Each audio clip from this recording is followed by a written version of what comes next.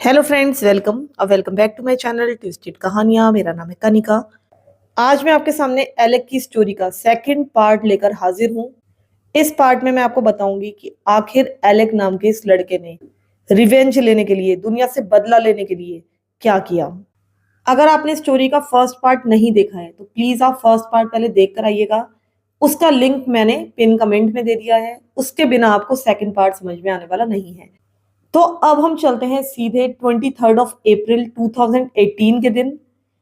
इस दिन करीब दिन के 12:30 बजे यानी कि 12:30 PM पर एलेक एक रेंटल ट्रक डिपो में पहुंचा। ये टोरंटो में था। यहां से एलेक एक ट्रक हायर करने वाला था क्योंकि उसकी प्लानिंग का ये हिस्सा था कि वो जो भी व्हीकल यूज करेगा उसे वो रेंट पर लेगा। आपको शायद ये जानकर काफी आश्चर्य होगा, क्योंकि मुझे तो हुआ था कि उसको, क्योंकि गन कहीं से भी मिली नहीं थी और उसको पता था कि शायद उसे गन नहीं मिल पाएगी, इसलिए उसने डिसाइड किया था कि वो एक बड़ा सा व्हीकल किराए पर लेगा और लोगों को उस ट्रक से कुचल कुचल कर उनकी हत्याएं करेगा। उसे पूरा यकीन था कि वो उससे मास कैजुअलिटीज कर पाएगा। उसने कई हफ्ते पहले ही एक वैन बुक कर दी थी। हालांकि ये वैन जो थी बहुत ज्यादा बड़ी भी नहीं थी, लेकिन इतनी बड़ी थी जिसे वो हैंडल कर सकता था और जो कि लोगों के लिए घातक हो सकती थी। उसने इस रेंटल कंपनी को बताया था कि वो कॉलेज पूरा कर चुका है और यहाँ से सामान शिफ्ट करके उसे अपने घर जाना है, इस कारण उसको वैन चाहिए। अब ये कोई सस्पिशियस बात नहीं थी। स्टूडेंट्स हमेशा ही किराए पर वैन लेते रहते थे। ये बहुत नॉर्मल सी बात थी। अब जो रेंटल कंपनी थी उसने बहुत ज्यादा क्वेश्चंस नहीं पूछे। उन्होंने सिर्फ एक छोटा मोटा बैकग्राउंड चेक किया एलेक के ऊपर। वो पूरी तरह से क्लियर साबित हुआ। उनको एलेक के प्रति कोई भी कंसर्न्स नहीं थे। अब 23 अप्रैल को जो एलेक था वो उस डिपो के काउंटर पर पहुंचा। वहां पर एक महिला मौजूद थी। एलेक ने उससे जाकर बात की। उससे कहा कि मैंने एक गाड़ी बुक की है तो मुझे उसकी चाबियां दे दो। वो चाबियां लेकर थोड़ी देर वो इधर उधर घूमता रहा। फिर उसने उस महिला के पास जाकर कहा कि तुम मुझे थोड़ा सा आकर बाहर बता दो कि किस तरह से इस वैन को स्टार्ट किया जाता है, क्योंकि मुझे समझ में नहीं आ रहा है। अब ये थोड़ी सी चिंताग्रस्त कर देने वाली बात थी, क्योंकि एक कस्टमर वहां पर आया है वैन को किराए पर लेने और उसको यही समझ में नहीं आ रहा है कि वैन को स्टार्ट कैसे करना है। कुछ लोग इस डिपो में उसके ऊपर हंस भी रहे थे, क्योंकि इस तरह का कस्टमर्स उन्होंने पहले कभी भी डील नहीं किया था। उस महिला ने उस वैन में जाकर इसको सिखाया कि किस तरह से वैन स्टार्ट करनी है। अब एलेक ने उस गाड़ी की चाबियां ली। उस वैन में वो करीब 20 मिनट्स तक ऐसे ही बैठा रहा। वो बार बार अपने प्लान को अपने दिमाग में रिवाइज कर रहा था, बार बार अपने प्लान पर काम कर रहा था। उसके हाथ बुरी तरीके से कांप रहे थे। और इस वैन में 20 मिनट्स बैठने के बाद उसने फेसबुक पर फाइनली एक पोस्ट की। और इस पोस्ट को आप स्क्रीन पर देख सकते हैं। इसमें इसने लिखा था, पहले तो इसने अपने आर्मी का इन्फेंट्री नंबर वगैरह लिखा था। जितने भी नंबर्स आपको दिख रहे हैं ये सारे नंबर्स आर्मी से रिलेटेड थे। उसने इस पोस्ट में लिखा था कि अब मैंने अपने मिशन को शुरू कर दिया है। हम सारे चैट्स को और सारी स्टेसीज को तहस नहस कर देंगे, दुनिया से निकाल देंगे। और ये सारी चीजें सुप्रीम जेंटलमैन इलियट रॉजर को समर्पित हैं। इस फेसबुक पोस्ट को करने के बाद एलेक ने अब वैन को स्टार्ट किया। पार्किंग लॉट से उसने वैन को बाहर निकाला। और सैडली यहां से आज के केस के बहुत ही ज्यादा ट्रेजिक इवेंट्स की शुरुआत होने वाली थी, क्योंकि करीब 1 बजे एलेक इस रेंटल वैन को चलाता हुआ यूनिवर्सिटी कैंपस के पास से गुजरा। वो यंग स्ट्रीट की तरफ बढ़ रहा था। ये जो यंग स्ट्रीट है ये नॉर्थ यॉर्क डिस्ट्रिक्ट में है टोरंटो के। और 23 अप्रैल 2018 के दिन ये एक मंडे का लंच टाइम था। उस दिन वेदर बहुत ही अच्छा था। लोग इधर उधर टहल रहे थे, इंजॉय कर रहे थे। और टोरंटो की ये जो यंग स्ट्रीट है ये एक सबसे ज्यादा बिजी स्ट्रीट है। ये हमेशा पैक रहती है, क्योंकि यहाँ पर बहुत सारे रेस्टोरेंट हैं, रिटेल शॉप्स हैं, बहुत सारे बिजनेसेस हैं, एक सिनेमा कॉम्प्लेक्स है, एक वेंडीज है, एक स्टारबक्स है, ड्रग स्टोर्स हैं, हार्डवेयर स्टोर्स हैं। यानी कि इस स्ट्रीट पर सब कुछ है। किसी भी चीज की जरूरत हो तो वो आपको यहाँ पर अवेलेबल रहेगी। इसी कारण लोग यहाँ पर बहुत ज्यादा आते हैं। और यहाँ के जो साइड वॉक्स हैं वो काफी चौड़े चौड़े हैं। कई सारे लोग यहाँ पर बैठकर लंच खरीद कर खा रहे थे, कुछ लोग शॉपिंग कर रहे थे, इधर उधर घूम रहे थे। लेकिन सब कुछ चेंज हो जाने वाला था, क्योंकि करीब 1:24 PM पर एलेक अपनी वैन पर बैठकर यहाँ पर पहुंच चुका था। सबसे पहले एलेक ने एक रेड लाइट तोड़ी। वो एक बहुत ही बिजी जंक्शन था जहां पर इसने रेड लाइट को जंप किया। वो बहुत ही रेकलेसली गाड़ी को चला रहा था, बहुत ही केओटिकली चला रहा था, लगातार अपने हॉर्न बजा रहा था ताकि जितने भी दूसरे व्हीकल्स हैं वो उसके रास्ते से हट जाएं। इसके बाद वो एक साइड वॉक पर चढ़ गया, साइड वॉक पर गाड़ी चलाने लगा। और वहां की जो साइड वॉक्स हैं वो काफी चौड़ी चौड़ी हैं ताकि लोग आराम से उसमें घूम सकें। उस समय भी उस साइड वॉक पर यानी कि उस फुटपाथ पर बहुत सारे लोग पैदल चल रहे थे। एलेक ने देखा कि उसके सामने कई सारे लोग उस साइड वॉक पर मौजूद हैं, तो उसने अपना पैर एक्सेलरेटर पर रखा और तुरंत ही उस बड़े से ग्रुप पर गाड़ी चढ़ाना शुरू कर दिया। ऑब्वियसली उसमें से कई सारे लोग बहुत ज्यादा घायल हो गए और सैडली उनमें से एक वहीं पर तुरंत ही मारा गया। लेकिन एलेक अभी खुश नहीं था, वो यहाँ पर रुकने वाला नहीं था। उसने दोबारा से एक्सेलरेटर पर पैर रखा और लगातार उसी साइड वॉक पर गाड़ी चलाता चला गया। वो चाहता था कि वो ज्यादा से ज्यादा लोगों को हिट कर दे। लेकिन अब जो आगे मौजूद लोग थे उन्होंने इसको देख लिया था, उनको रियलाइज हो गया था कि ये व्यक्ति क्या कर रहा है। वहां पर मास पैनिक फैल चुका था, बहुत ज्यादा केओस फैल चुका था। लोग चीख रहे थे, चिल्ला रहे थे, लोगों को आगाह कर रहे थे कि वो रास्ते से हटे। लेकिन ये जो एलेक नाम का व्यक्ति था वो लगातार अपनी गाड़ी बहुत तेजी से भगाता जा रहा था। इधर बाकी गाड़ी वाले भी रुक गए थे, सबके सब एलेक को देखने लगे थे। वो समझ गए थे कि ये क्या करने की कोशिश कर रहा है, लेकिन वो हेल्पलेस थे, कुछ भी नहीं कर सकते थे। जितने लोग वहां पर इंजर्ड हो गए थे और होते जा रहे थे, लोग उनकी मदद कर रहे थे। हालांकि अब लोग इसके रास्ते से हटते चले जा रहे थे, लोगों को पता चल गया था। इधर जो एलेक था वो सारी चीजें रौंदता हुआ चला जा रहा था। उसके रास्ते में जो कुछ भी आ रहा था, चाहे टेलीफोन पोल्स हो, चाहे बस के शेल्टर्स हो जो कि बस के इंतजार के लिए बनाए जाते हैं, वो सबको उड़ाता जा रहा था। फाइनली ये जो एलेक नाम का व्यक्ति था ये मैल इलेस्मन स्क्वायर पर पहुंच गया, जो कि एक और बहुत ज्यादा बिजी एरिया है वहां का। वहां पहुंचने के बाद अब इसने वहां के लोगों को भी रौंदना शुरू कर दिया। लोगों को कोई क्लू नहीं था कि उनकी तरफ क्या आ रहा है और कोई जानबूझकर उनको रौंदने की कोशिश कर रहा है। उसने जितने सारे लोगों को वो कुचल सकता था उनको कुचल दिया। बहुत सारे लोग वहां पर तुरंत ही मारे गए। वहां पर बहुत सारे लोगों को मारने के बाद अब ये वापस से रोड पर आया। वहां का जो साइड वॉक था वो काफी नैरो था, लेकिन उसके बाद आगे जाकर उसको एक काफी चौड़ा साइड वॉक दिख गया। उसने एक बार फिर से साइड वॉक पर अपनी गाड़ी चढ़ा दी और उसके बाद लोगों को उसके ऊपर से कुचलने लगा। वो बहुत सारे लोगों को हिट कर चुका था। अब जो लोग थे वो लगातार 911 को फोन किए जा रहे थे। बहुत सारी कॉल्स आ रही थी 911 को कि एक पागल ड्राइवर यहाँ पर घूम रहा है। अब आप समझ ही सकते हैं कि वहां पर मास पैनिक फैल चुका था। लोग देख रहे थे कि सड़कों पर जगह जगह घायल लोग पड़े हैं। लोग उनको मदद करने की कोशिश कर रहे थे, लेकिन उन्हें यह भी डर था कि कहीं वो गाड़ी वापस यहाँ पर आ ना जाए। लोग बहुत सावधान होकर दूसरों की मदद कर रहे थे। वहां पर इतना पैनिक फैल चुका था कि लोग गाड़ियों में भागने लगे थे, तो पुलिस को भी आने के लिए जगह नहीं मिल रही थी। अब वहां पर पैदल चलते हुए पुलिस ऑफिसर्स पहुंचे। उन्होंने बहुत सारे लोगों की मदद करने की कोशिश की। वहां का जो मंजर था वो बहुत ज्यादा खौफनाक था। हर जगह वहां पर बॉडीज पड़ी हुई थी, ज्यादातर लोगों के फेस डाउन थे, समझ में ही नहीं आ रहा था कि वो मर चुके हैं या जीवित हैं। इन स्ट्रीट्स पर जो ड्रग स्टोर मौजूद थे यानी कि मेडिकल स्टोर मौजूद थे, वो लोगों की बहुत ज्यादा मदद कर रहे थे। वो अपनी दुकानों से सामान दे रहे थे, बैंडेजेस दे रहे थे, दवाइयां दे रहे थे ताकि लोगों की मदद हो पाए, उनको फर्स्ट एड मिल पाए। इधर जो एलेक था उसने अभी तक अपनी जो ये गाड़ी थी जो लोगों को मारते हुए चलाई थी वो सिर्फ 2.2 किलोमीटर ही चलाई थी। लेकिन इतने में ही उसने बहुत ज्यादा डैमेज कर दिया था। उसने बहुत सारे लोगों को हिट कर दिया था, बहुत सारी कार्स को हिट कर दिया था, टेलीफोन पोल्स को हिट कर दिया था। जो कुछ भी उसके रास्ते में आया था उसने उसको टक्कर मार दी थी। और इसी कारण से उसकी जो वैन थी वो भी बहुत ज्यादा डैमेज हो गई थी। और फाइनली अब उसकी वैन ने काम करना बंद कर दिया था, जो कि एक बहुत ही अच्छी बात थी। अब क्योंकि उसकी वैन रुक चुकी थी तो इसका मतलब ये था कि उसका ये अटैक फाइनली ओवर हो चुका है। लेकिन एलेक फिलहाल यहाँ पर रुकने वाला नहीं था। उसने अपने इस प्लान के एंड में कुछ और सोचा हुआ था। अब वो अपने इस वैन से बाहर आया, लेकिन उसी समय एक पुलिस कार ने उसको देख लिया था कि वो अपनी वैन से बाहर आ रहे हैं।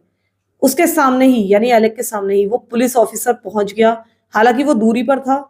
तुरंत ही उस ऑफिसर ने अपनी गन बाहर निकाल ली, एलेक की तरफ तानी और एलेक को वार्निंग देनी शुरू की कि तुम फ्लोर पर लेट जाओ और अपने हाथ अपने पीछे कर लो, यानी कि अपने सिर के पीछे कर लो। लेकिन एलेक लगातार रिफ्यूज कर रहा था। उसने कहा कि नहीं, मैं फ्लोर पर लेटने वाला नहीं हूं। वो अपनी ही मर्जी कर रहा था। बार बार वो अपनी जेब में हाथ डालने की कोशिश कर रहा था। वो पुलिस ऑफिसर को ये दिखाना चाहता था कि उसके पास एक गन है। हालांकि उसके पास कोई भी गन नहीं थी। उसका सिर्फ यही इरादा था कि पुलिस ऑफिसर उसको गोली मार दे और इस कारण से वो एक शहीद बन जाए और एक महान इंसान कहलाए। लेकिन ये जो पुलिस ऑफिसर था वो काफी समझदार था। वो शायद समझ गया था कि एलेक क्या करना चाह रहा है। वो बिल्कुल शांत बना रहा। उसने एलेक को ऑब्जर्व किया। अभी तक शायद वो समझ गया था कि इसके पास गन नहीं है। इधर जो एलेक था वो बार बार अपना वॉलेट बाहर निकाल रहा था थोड़ा थोड़ा, ताकि वो गन जैसा लगे। इधर जो पुलिस ऑफिसर था वो 2 कदम पीछे हटा, पुलिस कार के पास पहुंचा। उसने अपने सायरन्स बंद कर दिए, जो पुलिस सायरन्स होते हैं। वो शायद इसलिए उसको बंद कर रहा था ताकि जो सिचुएशन है वो थोड़ी सी शांत हो जाए। अब ये ऑफिसर एलेक की तरफ थोड़ा सा बढ़ा। उसने कहा कि तुम फ्लोर पर लेट जाओ, किसी को भी यहाँ पर मैं हर्ट नहीं करूंगा, इसकी कोई जरूरत नहीं है। उसे ऐसा लग रहा था कि शायद एलेक अब उसकी बात मान जाएगा, लेकिन अभी भी वो रिफ्यूज कर रहा था। वो बस मरना चाहता था। अपने दिमाग में उसने अपनी एक हीरो की मौत डिसाइड की हुई थी। अब एलेक ने फाइनली अपना वॉलेट बाहर निकाल लिया, अपने हाथों में छुपाकर उसने ऑफिसर के ऊपर ताना और उसे गन की तरह दिखाते हुए ऑफिसर से कहने लगा कि मैं तुम्हें शूट कर दूंगा, तुम्हें शूट कर दूंगा, तुम नीचे लेट जाओ। एलेक को ऐसा लगने लगा था कि शायद पुलिस ऑफिसर उसको गोली मार देगा। लेकिन कुछ देर तक भी जब ऑफिसर ने उसे गोली नहीं मारी तो एलेक बहुत ज्यादा डेस्परेट हो गया। वो बस मरना चाहता था। अब उसने चिल्लाना शुरू कर दिया, किल मी किल मी किल मी नाउ। लेकिन जो ऑफिसर था वो अभी भी बिल्कुल शांत बना रहा। जो ऑफिसर था उसने अपनी गन भी नीचे कर ली और अपना बैट निकाला, जो एक बेंत जैसा होता है हमारे यहाँ, वैसे ही उनका एक बैट होता है। तो उस बैट को लेकर अब वो एलेक की तरफ बढ़ा। लेकिन इधर जो एलेक था वो अभी भी अपनी बात पर अड़ा हुआ था। वो चिल्लाता रहा, मेरे पास एक गन है, मेरे पास एक गन है, मैं तुम्हें शूट कर दूंगा। लेकिन इधर जो ऑफिसर था वो एलेक के पास फेस टू फेस आ चुका था। अब एलेक घबरा चुका था, उसने सरेंडर कर दिया। इसके बाद पुलिस वाले ने एलेक को हैंडकफ्स पहनाए, यानी कि हथकड़ी पहनाई और उसको डिटेन कर दिया गया। और मैं आपको एक और हैरान कर देने वाली बात बताऊं कि ये जो पूरा अटैक था ये केवल 7 मिनट्स चला था। इसने जितना ज्यादा डैमेज किया था उससे ये विश्वास करना बहुत कठिन है कि ये सिर्फ 7 मिनट चला था। लेकिन अगर देखा जाए तो जिस खतरनाक तरीके से वो गाड़ी चला रहा था उसके लिए जो 7 मिनट्स होते हैं वो देखा जाए तो एक बहुत लंबा समय होता है। और इन 7 मिनट्स में पुलिस के साथ उसका ये सारा का सारा स्टैंड आउट भी शामिल है। इस सारे के सारे अटैक के आफ्टर मैथ में आप इमेजिन कर सकते हैं कि बहुत ज्यादा केओस था। लोग इधर उधर भाग रहे थे, उनको बहुत ज्यादा इंजरीज लगी थी, लोगों की हड्डियां टूटी हुई थी, पैरामेडिक्स वहां पर आ चुके थे, इमरजेंसी मेडिकल सेंटर्स लगाए गए थे। पूरा का पूरा टोरंटो का सीन बदल चुका था। वहां पर जितनी भी लोकल बसेस चलती हैं, जितनी भी मेट्रोज वगैरह चलती हैं, वो पूरी तरह से बंद कर दी गई थी। इसके अलावा सारी की सारी दुकानें, रेस्टोरेंट वगैरह सब कुछ बंद कर दिए गए थे, यानी कि सब कुछ लॉकडाउन में चला गया था। लोगों को ये भी लगने लगा था, प्रशासन को भी लगने लगा था कि हो सकता है कि कोई बड़ा ग्रुप यहाँ पर हमला करने वाला हो, क्या पता है अकेला ना हो, कुछ और लोग भी इसके ग्रुप में शामिल हों और वो भी हमला कर दें। तो उनको तो अपनी सिक्योरिटी करनी ही थी। इसके कुछ समय के बाद अब लोगों को धीरे धीरे इसके मोटिव का पता चलने लगा, क्योंकि एलेक ने जो कुछ भी फेसबुक पर पोस्ट किया था ये पोस्ट अब धीरे धीरे सर्कुलेट होने लगी थी। उसकी आइडेंटिटी अब रिवील्ड हो चुकी थी। उसका चेहरा हर जगह न्यूज पर छाया हुआ था।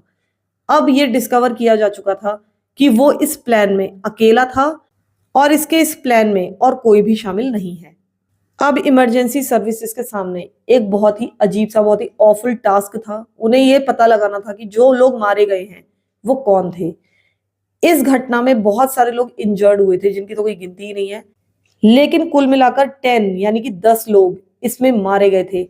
10 इनोसेंट लोगों ने फालतू में ही अपनी जान गंवा दी थी। इसके 10 विक्टिम्स में से एक थी इंडियन ओरिजिन की रेणुका अमर सिंघा, जो कि एक 45 ईयर्स ओल्ड सिंगल मदर थी। वो अपने पीछे अपने 7 वर्षीय पुत्र को छोड़ गई है। इसके अलावा 30 ईयर्स ओल्ड मैरी डियो, जो कि एक ग्रेजुएट थी और एक फाइनेंशियल एनालिस्ट के रूप में काम करती थी। इसके अलावा 45 years old Chil Ming Chang, जो कि साउथ कोरिया से आया था और एक शेफ के रूप में काम करता था।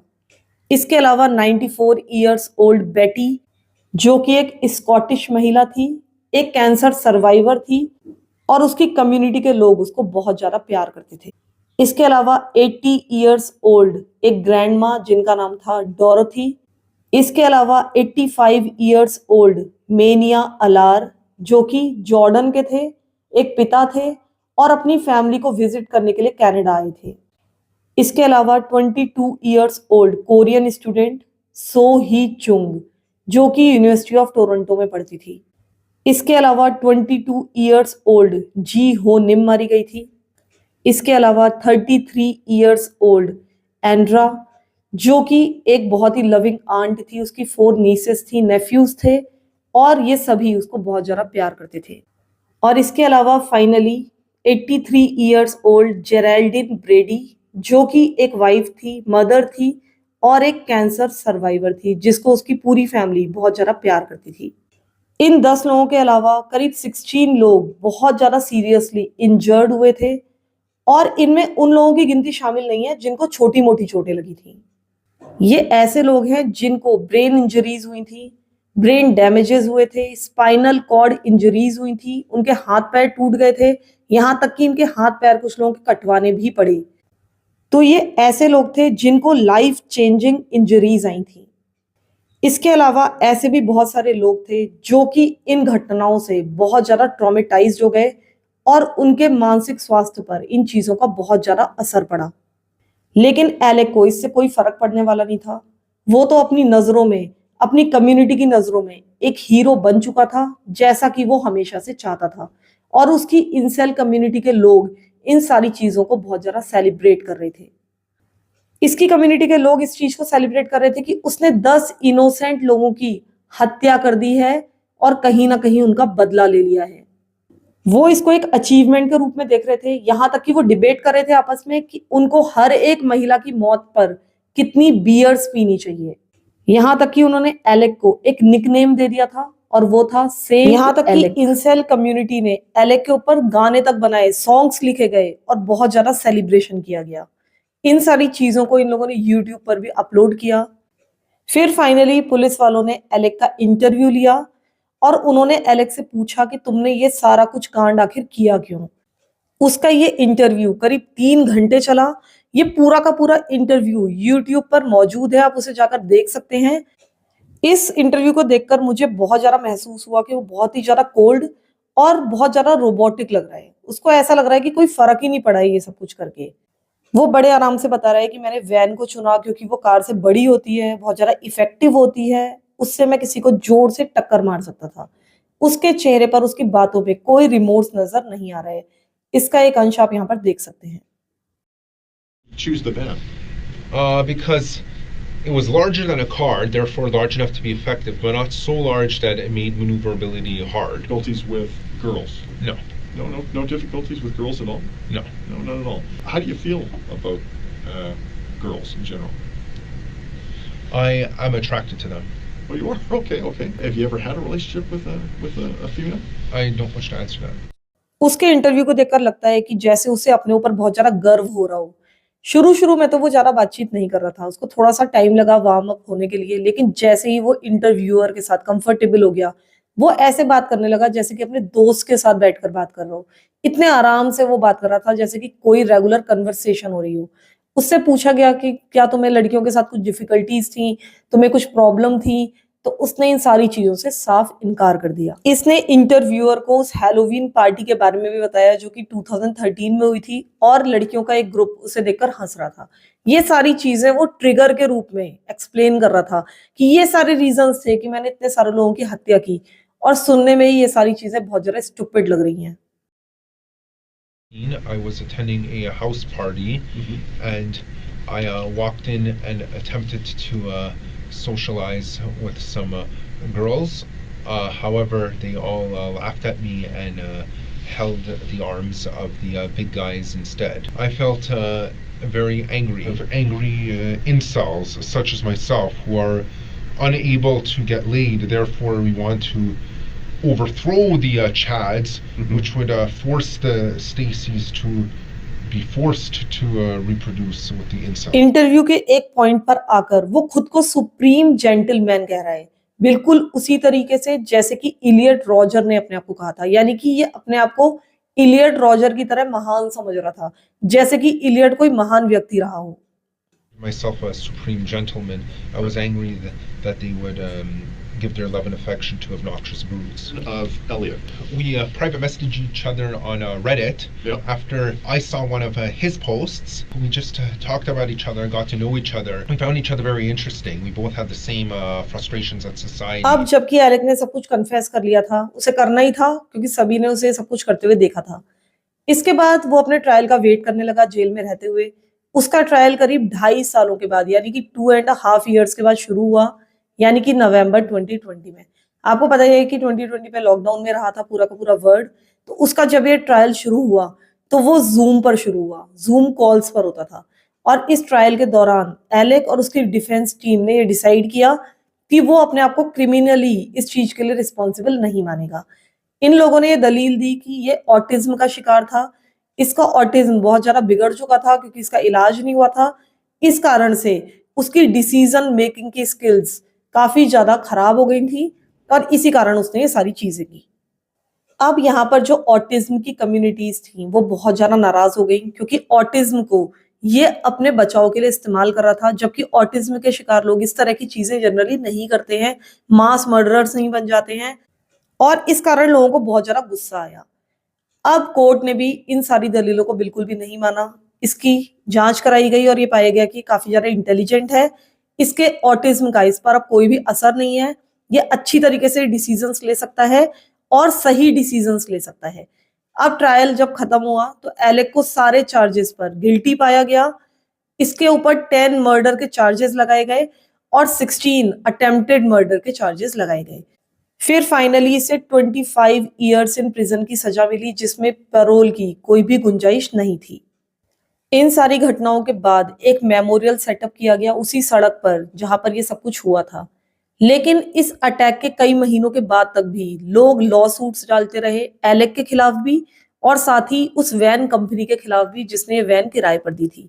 इधर एक केमिस्ट्री प्रोफेसर थे जिनका नाम था आमिया, उनको ब्रेन इंजरी हो गई थी, स्पाइनल फ्रैक्चर्स हो गए थे, मेमोरी लॉस हो गया था और वो डिप्रेशन के शिकार हो गए थे।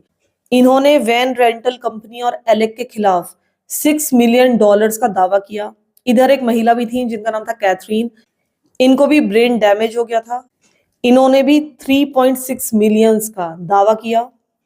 इसके अलावा मारी डियो जो कि एक विक्टिम थी जो कि मारी गई थी, उनकी फैमिली ने भी 1 million का लॉ सूट डाला। उन्होंने ये डिसाइड किया था कि जो भी पैसा मिलेगा वो सारा का सारा डोनेट कर देंगे एक एनएरी डियो फाउंडेशन को जो कि महिलाओं को सपोर्ट करती हैं और ऐसी महिलाओं को सपोर्ट करती हैं जिनके साथ वायलेंस होता है। फाइनली एक नर्स जिनका नाम था एमिरेज, उन्होंने $14 million का दावा किया क्योंकि उन्हें स्पाइनल कॉर्ड इंजरी हो गई थी, ब्रेन इंजरी हो गई थी और उस कारण से वो अपनी गर्दन के नीचे का कोई भी हिस्सा हिला भी नहीं सकती थी, यहाँ तक कि वो खुद सांस भी नहीं ले सकती थी बिना किसी मशीन की सहायता के। उनकी कंडीशन इतनी ज्यादा खराब थी कि वो कभी भी हॉस्पिटल से बाहर निकल ही नहीं पाई और करीब 3.5 years लेटर अक्टूबर 2021 में उनकी अपनी इंजरीज के कारण डेथ हो गई। अब एलेक ने कुल मिलाकर 11 लोगों की हत्याएं की थी, उसके 11वें विक्टिम की भी मौत हो चुकी थी। हालांकि देखा जाए तो एलेक को इस बात का कोई भी अफसोस नहीं था, वो इसको एक बहुत ही हीरोइक काम समझ रहा था। उसकी कम्युनिटी भी बहुत ज्यादा खुश थी, हालांकि बहुत सारे लोग ऐसे थे जो इन चीजों को रोक सकते थे। जब मैंने आपको इलियट की स्टोरी बताई थी तो मैंने बताया था कि उसने कांड करने से पहले बहुत लंबा चौड़ा मैनिफेस्टो लिखा था। हालांकि कई सारे लोगों ने तो उसे रोकने की कोशिश भी की थी, लेकिन ऐसा लगता है कि एलेक को रोकने की कोशिश किसी ने भी नहीं की थी। शायद इन सारी चीजों को अब वो इंजॉय करने लगे थे। उन्हें ऐसा लग रहा था कि अगर इस तरह का कांड कोई भी व्यक्ति करेगा तो उनकी कम्युनिटी को कहीं ना कहीं बढ़ावा मिलेगा। तो फिलहाल आज के केस के लिए इतना ही। एलेक फिलहाल जेल में है, मैं उम्मीद करती हूँ कि वो हमेशा जेल में ही रहे, कभी भी बाहर ना निकले, और ये भी उम्मीद करती हूँ कि कभी ना कभी उसको अपने किए पर पछतावा हो। प्लीज आप लोग इस वीडियो को लाइक कर दीजिएगा, अगर हो सके तो एक कमेंट भी कर दीजिएगा। और जाते जाते मैं अपनी एक सब्सक्राइबर तनु जी को बहुत ज्यादा थैंक यू कहना चाहूंगी, जो कि आसनसोल से हैं। इन्होंने मुझे काफी अच्छा सा मैसेज लिखा था। थैंक यू सो मच तनु जी। इसी तरीके से आप मेरी स्टोरीज देखते रहिए, उन्हें पसंद करते रहिए और कमेंट करना प्लीज जारी रखिए। तो फिलहाल के लिए इतना ही। Thank you so much for listening to my stories. Thank you so much.